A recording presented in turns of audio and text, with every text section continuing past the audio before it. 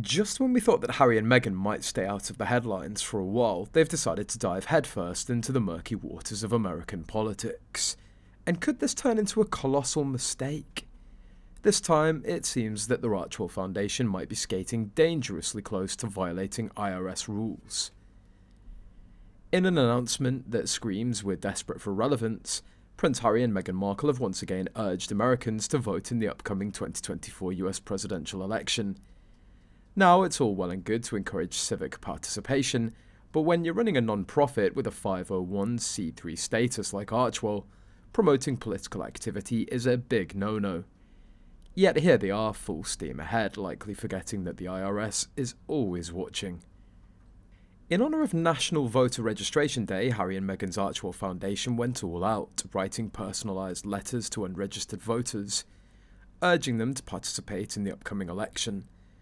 The statement, dripping in self-righteousness, claims, "Voting is not just a right, it's a fundamental way to influence the fate of our communities." Lovely sentiment, right? Sure, if you're not leading a tax-exempt organisation that's supposed to steer clear of political campaigning. Archewell's a non-profit under Section 501c3 of the IRS Code. This means that it's exempt from paying federal taxes and is supposed to be focused on charitable activities. Engaging in any political activity, absolutely forbidden, but it seems that the Duke and Duchess of Sussex have conveniently overlooked this tiny detail. Could this be the spark that lights an IRS investigation? This isn't Harry and Meghan's first foray into American politics. Who could forget their earnest pleas during the 2020 election, where Meghan all but begged Americans to vote as if their lives depended on it? In an ABC special, Markle herself declared, "When we vote, our values are put into action and our voices are heard."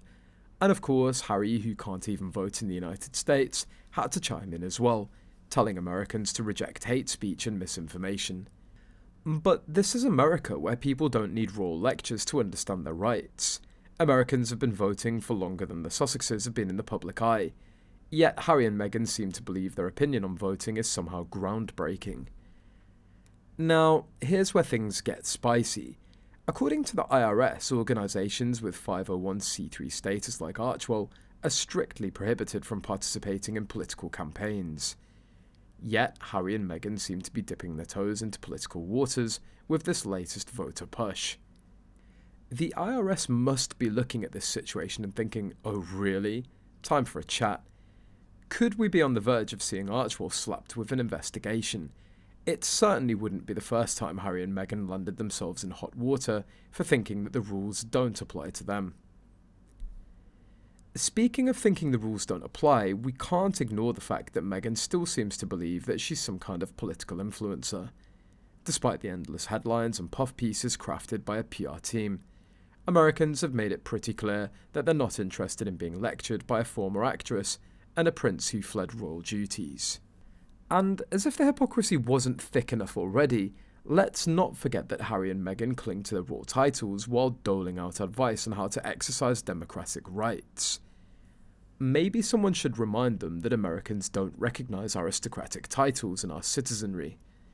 Harry, who can't vote here, and Meghan, who imagines herself as a political powerhouse, think that their opinions will somehow move the needle in American elections.